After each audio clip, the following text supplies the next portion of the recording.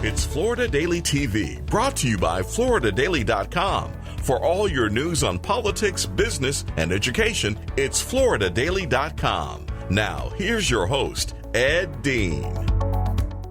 Welcome to another edition of Florida Daily TV, brought to you by FloridaDaily.com. I am your host, publisher, Ed Dean. Let's get to it. Claire Goforth, who's with us every week. She is the main political reporter for Daily.com.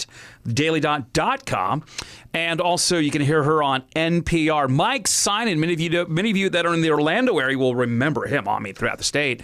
He was the chief political correspondent for Fox News 35. Now he's been with us at FloridaDaily.com for 2 years as our senior political reporter. Mike and I go way back on talk radio. So, Mike, let me start with you. I want to get to the Confederate monuments in the state of Florida. Evidently, this is in the wake of the George Floyd tragedy almost 3 months ago, but it's still making some news today. And I want to get into some of the polls about Biden, Trump, and things going to narrow down. There is a story by Knight Ritter's, I always want to say Knight Writer, but it was Knight Ritter's newspaper group out there, did a recent story. We talked about this on my radio show here, Mike, and you were with me, that these numbers really haven't changed. They've gone up, I think, since 2017, where it was like 67%. Now it's 72%. Independents, Democrats, Republicans all think that the media is biased. 54% say, if anything is messed up, they blame it on the reporter. And sometimes when you look at these numbers, the majority of Republicans believe that the media fairly should be beaten up. Democrats don't think they should be beaten up. How good, all three of us, when you look at the media, I'm a very big defender of the media. Oh man, somebody wrote an article about me, I lost my race. Well, if the article was true, how can you blame the media? I'm a very big defender of the media, but I'm also a very big critic of the media, Mike. How are we doing a good job in Florida covering the COVID, schools, and the presidential race? Well, the problem with the polling numbers, and they are accurate, the problem with these polling numbers is when you say the media, people think of the national big cable talk shows. Right. Your CNN, your MSNBC, your Fox, and you're just not getting a lot of news out of those programs. When you bore down and you look at how hard local news works to be unbiased, it really is. They do an amazing job. And we learned a huge lesson in the Central Florida area in 2016 when nobody sat down with Aramis Ayala, the current Orange Osceola state attorney, and said to her, do you favor the death penalty or not? And no one ever asked her that. It turns out that she didn't favor the death penalty, and she likely would have never been elected had that been a central campaign issue. So going off of lessons learned in that 2016 campaign, I have seen a ton of work out of the local media in multiple markets here in the state of Florida where they're really drilling down on these candidates, and they're doing a much better job. And with the focus on going back to school with COVID going on at the same time, we have done so much more coverage of school board events over the past month than we have in the past 4 years. And it's really indicative. It's just a giant reflection of what parents' fears are about sending their kids back to school. In new journalism school, when young people always want to do something, they say, hey, give us something that down the road, if we want to get into this business, what do we do differently? I say it's always the follow-up question. Anybody can ask the first one. Sometimes the follow-up question will knock it out of the ballpark. You may get a single or a double on there. But one of the things that Mike and I, we've known each other for 20 years going back into talk radio, and he was very successful on TV. I was more in print, where I think Mike's correct. They do a better job covering, but how they cover and how they report are two different things. One of the biggest complaints, and yes, I'll be the first one to admit, Claire, that I'll hear from many conservatives out there, oh my word, the Times Union, the Orlando Sentinel, everybody knew the editorial pages were already liberal 20 years ago, but they say that what we're seeing now in Florida and throughout the country is more editorializing from the news reporters when it's just supposed to be a straight down the middle news article. Do you agree or disagree? That's the argument. I don't think that I would agree with that statement because, like Mike was saying, the local reporters really work very, very hard to not appear biased, even though we're human beings. We're all going to have our opinions. Right. I think that the biggest problem with the media today on any level is that we are just stripping its resources. We're seeing layoffs in Tampa. We're seeing furloughs in Jacksonville. We're seeing issues in the Miami Herald. That's for sale right now. Has anyone even bought that? There's less money in it, even though these venture capitalists are taking money out of it, and it leaves these stripped newsrooms working their hardest to try to cover a pandemic, the school systems, the election, all of this. Reporters are stretched so incredibly thin. It is a very difficult job, and when you are committed to your community, but you only get to work 3 weeks out of the month. I mean, the community suffers. The media today, I don't know if I would advise somebody who was thinking about becoming part of the media to do so. Who's young. Yeah, you got an interesting point. I mean, like us, we're at FloridaDaily.com, very successful online. We don't do print. There's not much of a need for print anymore. But I understand about the fixation. She's correct. People want to read their news. And what she has said is not inaccurate, Mike, is that we don't have the same amount of reporters we might have had 20 years ago. I might counter that. Do you really need the same amount of reporters that you needed 20 years ago today? Oh, absolutely. And really? You can get away with having even more because there's so much that happens.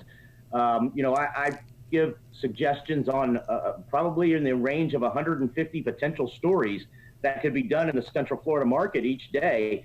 And just to echo what Claire's saying, I read today's Orlando Sentinel, and it's basically the local state section for the South Florida Sun Sentinel, because those two are partnered up. They're now sharing their resources because there aren't the number of reporters. So they do stories from South Florida. And personally, I want to read in the local state section about Orlando area stories, not necessarily what's happening in Plantation. I mean, there's a place for all of that. But, whatever's happening in the election campaign for Broward Sheriff has been a pretty hot topic statewide, but let's have that in the back of the local section, right in the front. All right, let's talk a little bit about I want to get to the Confederate monuments in a few moments. This is becoming a big issue this week. Let's talk about the media liberal side. Listen to this.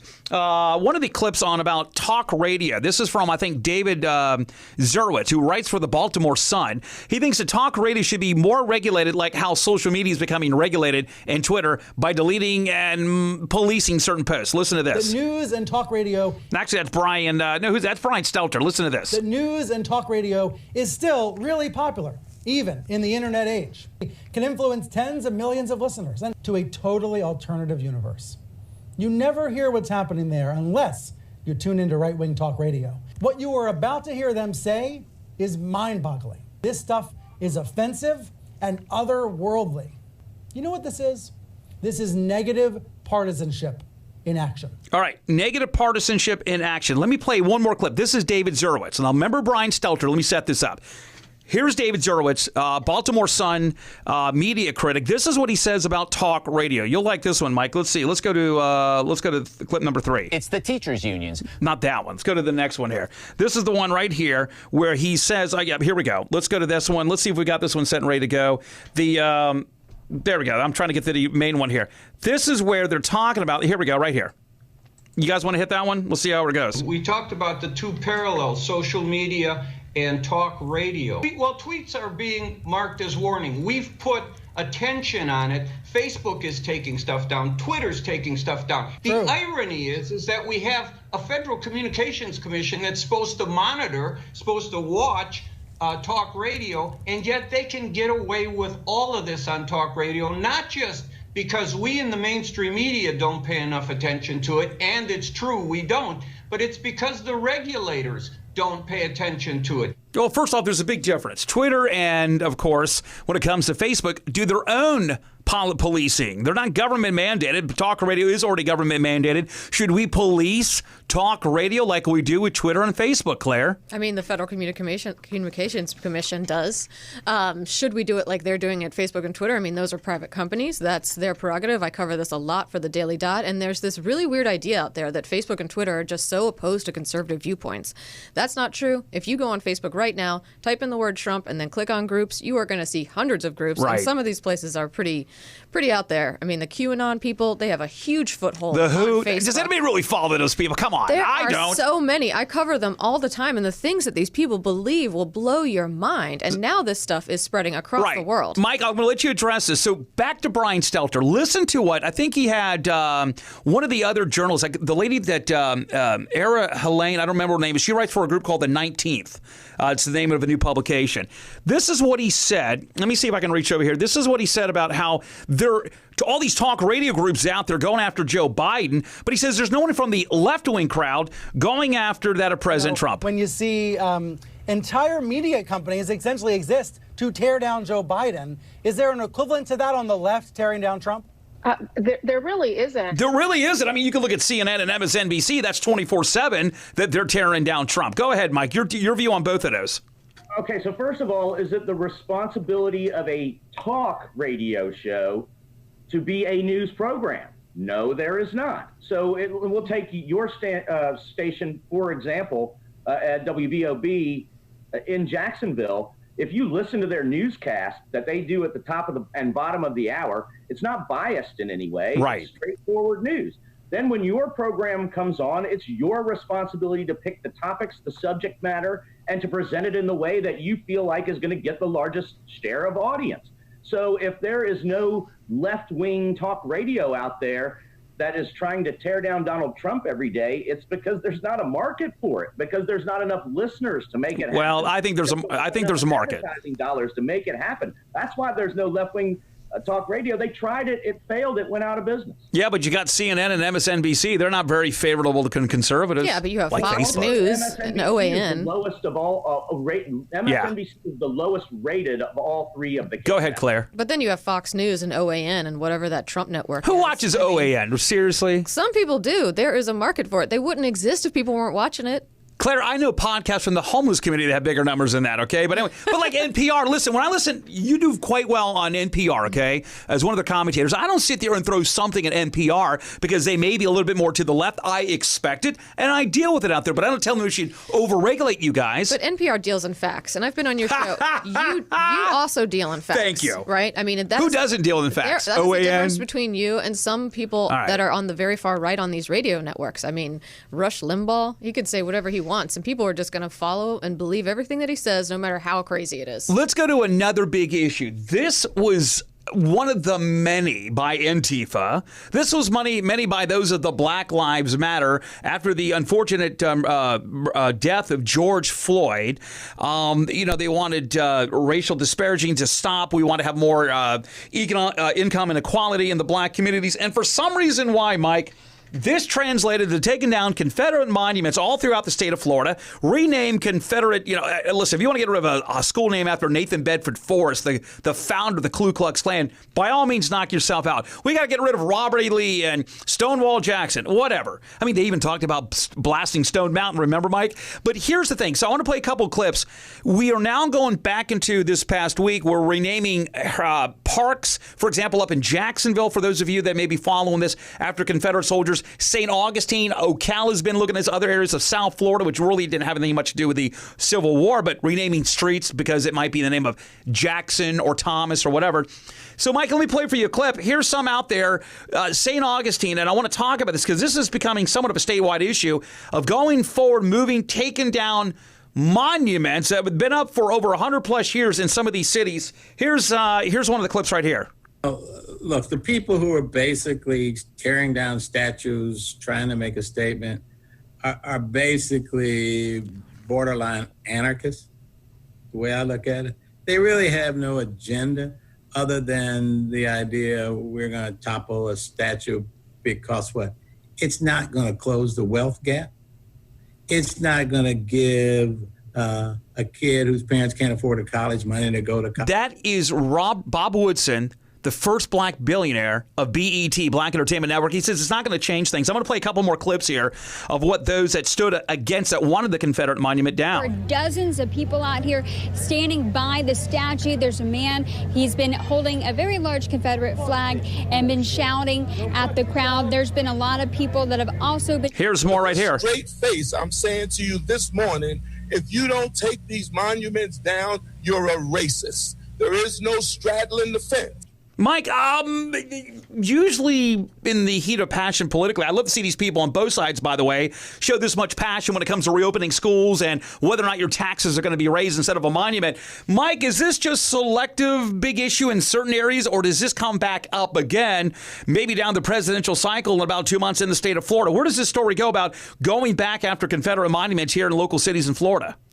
It's never going to end until every one of them is taken down. I mean, you're going to have this call coming constantly. And, I'm a native Richmonder, and to just watch them rip my city apart. Monument Avenue is one of the most beautiful places in the world, but it's full of former Confederate generals. And it's really been sad to see it happen, but, perhaps necessary. to keep the peace. Where you're going to have a lot of trouble is in some of the more staunch conservative places. Pensacola, Ocala, each has Confederate monuments that are still up to this day, and there is somewhat of a push to bring them down. But I'm not sure that there's a majority yet in those places, and it's going to cause some real strife moving forward. Changing the name of a school is pretty easy and is probably going to happen. Even that gets some debate sometimes, yeah. It's probably going to happen over the course of the next 3 or 4 years, but taking down those monuments in Ocala and Pensacola is going to be different.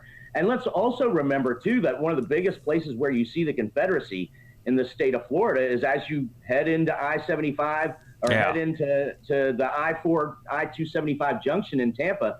There's that gigantic Confederate flag that flies some 80 feet high. Yeah. And it's on private property and not going. There's that big one it used to be up in Jasper, Florida on the way to Valdosta. Here's the thing. I was saying this on my radio show, and I would ask this of anybody out there. If you want to take them down, the city has every right to do that. I know there's going to be lawsuits already taking place. My point is that whether or not that monument is there, and by the way, both sides. Wait a second. If I walk by and that monument's no there, it's going to have a major impact on my 8-year-old, and she may not be able to pass her math test this week. And I'm like, maybe you need therapy. But then again, I would say to those that oppose it, it's not all black, by the way. Those are the BLM, those are the white group members of the BLM. If they come back and say, well, we got to take the monument down because it causes oppression, I would sit back and go, really? I think some of this is a little bit... I think there's more reality on the ones that want to preserve it. Having said that, for those that want to keep it up and think their life is going to change, I think both sides need to see a little bit of therapy. Why don't they get this much excited when it comes to other issues? You know, Mike used to tell me all the time. He goes, Ed, I'll go to a city council meeting. You jack up my property taxes by $100 a year, nobody complains. You jack up my golf rates by $20, everybody complains, Claire. Yeah, I'm pretty sure people would complain about that property. Yeah, probably to that high, honestly. Yes. But I think what you're trying to do there is paint every single Confederate monument with the same brush. But that's really not reality. Some of these things are historical markers that say, hey, a battle occurred here, or hey, some people died here. Some of them are quite racist, frankly, and they are a symbol of oppression that make people feel every time they walk by it, every time they look at it, it just feels like you don't belong, you're the other. These things. I bet you most people don't realize that they're there. I'm sure that now they do. Well, now they do. Maybe 5 years ago when it really wasn't a topic of conversation, but should now they all it come is. down? That's a tough one. I think it should be up to the community. I mean, when you have like unilateral decisions, like you saw in the city of Jacksonville, where the mayor just overnight decided to take them all down on his own. And by the way, now the convention's done with, he's taking his time taking them down now, he says. Yeah, I think that didn't sit well with some people.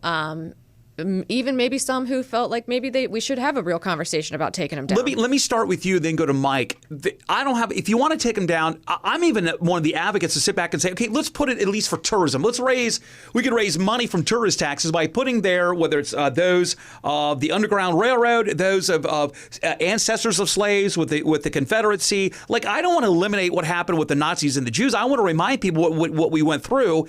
But yet I see some of those on the left, they don't want any type of history. Do you think people would support putting it in a park in a local city and having people be an opportunity to see both sides? Would people favor that? I don't know. I mean, you're still going to have those same monuments. Why a park? Why not a museum? That's what I mean. In a museum. Okay, in a museum, right, where you look at history. I mean, I went to New Orleans not long ago. Right. And went to the World War II History Museum, and there's stuff about Nazis in there. There's stuff about the Allies. I mean, it's all represented. And when you go to some of these parks, that's not what's represented. It's all the Confederacy. Yeah, you're right. Which is super weird in Florida. Thank you for clarifying. Florida really wasn't that big a part you like that of one, the right? Confederacy. So, Mike, I would sit and advocate, why don't we put them in a park? Excuse me, a park. I'm thinking of like a state park or like Olustee, but put them in an area where they can go to a museum and see them there. I've even got emails from those on the left that don't even like that, Mike. Yeah, and what happened in Orlando, and this is going back before George Floyd a year, is they moved it to the cemetery. They moved the large Confederate monument to the cemetery where Confederate soldiers are honored there, and it seemed like it makes sense, and there hasn't been a lot of strife since then. But, Claire is absolutely right about the total lack of, Confederate battles that were held here in the state of Florida, the number of Confederate soldiers that were important to the effort. I mean, just for example, we've got to find a new home now for the Edmund Kirby Smith statue that sat in the state capitol for 100 years because it's coming back to Florida, but he really had no real connection per se to Florida. So Lake County decided that I remember that statue for their museum. Real quick, Mike, before I let you go, they've talking about, believe it or not, last 2 months ago, stone blasting Stone Mountain, Georgia, getting all Stonewall Jackson off that mountain. You think that'll ever happen? It wouldn't surprise me, but I sure hope not, because, what's happened to Richmond is it's a very sad thing. And there needs to be some kind of place for recognizing the history of the United States. It just, you can't put a stick in people of color's eye all the time by putting it right in there. I'll give you the last word, Claire. Oh, last word for me. I think that what we are lacking right now is a plan for what to do with these places where we're taking these things down. Do we just want to leave this gaping hole where there used to be something that was pretty, even if it represented something people don't like? Let's not just think about 2 weeks in the future. Let's think about 20 years in the future. I think the argument is, how is this going to improve your life? I think that's what if you're going to rename anything on the clarification of, I keep using the word clarification, on the justification of to make things better, renaming things doesn't make the school much better, the grades much better. All right. Claire Goforth, the Daily Dot. She's the political reporter, dailydot.com, also on NPR radio stations here in Florida. Mike Synan, senior political. I love that Clemson Tigers in the back. Good champs, right? Mike Synan, senior political reporter at FloridaDaily.com. This has been another edition of Florida Daily TV, brought to you by FloridaDaily.com.